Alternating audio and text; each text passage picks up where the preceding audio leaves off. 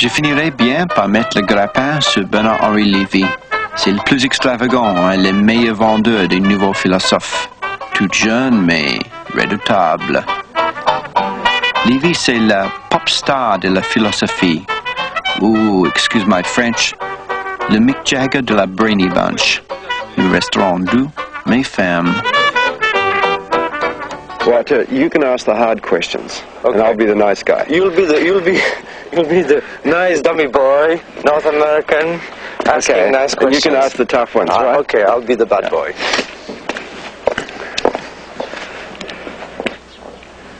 La manière dont il faut traiter le marxisme, c'est au fond une manière matérialiste.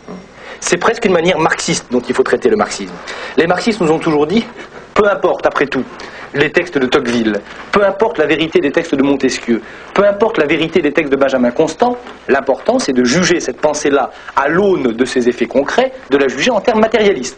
L'important c'est de savoir comment une théorie qui inscrit au fronton des sociétés la liberté, l'égalité, la fraternité, couvre la guerre au Vietnam et couvre le massacre en Algérie. Eh bien, appliquons le même critère au marxisme, sans se demander quelle est la vérité des textes de Marx.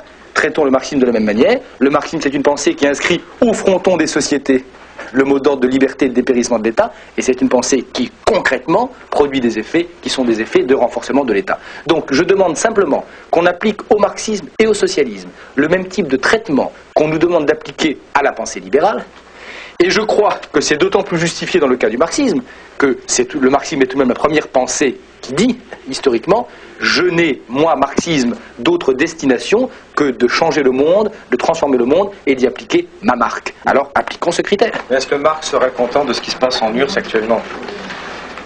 Je ne sais pas si Marx serait content. À la limite, la question n'a pas grand sens. De même que ça n'a pas grand sens de savoir si Tocqueville serait content de ce qui s'est passé au Vietnam dans les années 60. La question a aussi peu de sens. Quel intérêt ? Ce que je peux vous dire en tout cas, c'est que lorsque Brejnev se réclame du marxisme, ça n'est pas à tort.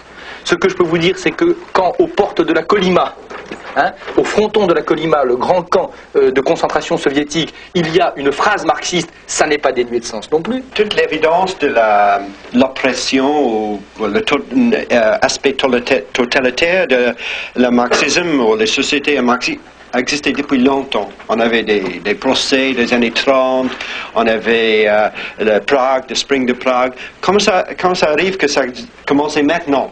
Que tout le monde est conscient maintenant, et qui n'était pas conscient de ça il y a quelques années, par exemple.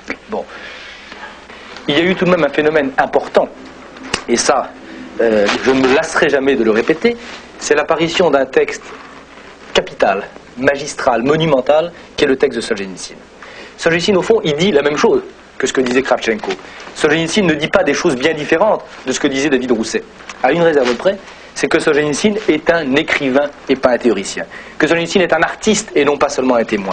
Et que, dans le miracle de cette œuvre d'art qu'est l'archipel du Goulag, cette œuvre d'art qui aura pour le temps présent l'importance qu'a pu avoir pour d'autres temps la Divine Comédie de Dante ou le Roi Lear de Shakespeare, qui aura pour le phénomène concentration soviétique la même importance que le Guernica de Picasso par exemple pour la guerre d'Espagne ou que L'homme sans qualité de Musil pour les origines de la guerre de 14.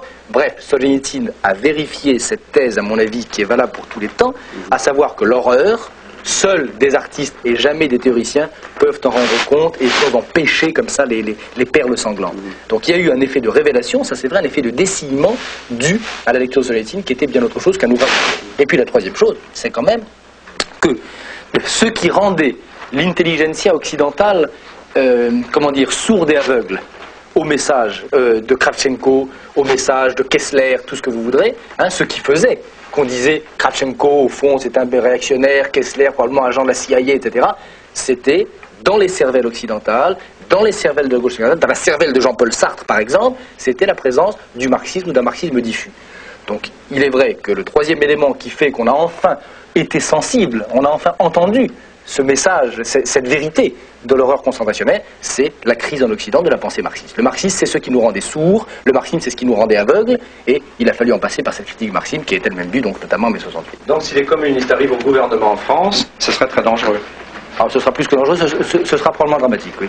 Le jour où les communistes prendront le pouvoir en France, si cela arrive, je vous dis solennellement, je serai sans doute le premier écrivain français dans l'histoire de la littérature française, a changé de nationalité. Vous croyez vraiment qu'il y a un danger de totalitarisme? Je vous dis, je serai le premier écrivain français à faire à mon gouvernement cet affront qui n'a jamais été fait depuis qu'il y a de la littérature en France, qui est de changer de nationalité.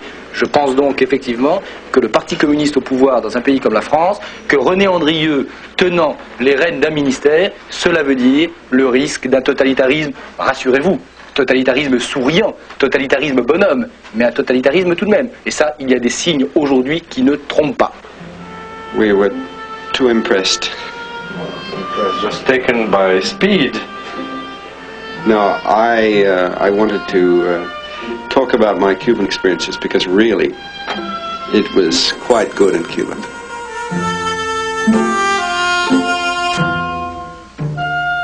And I think pessimism is something very natural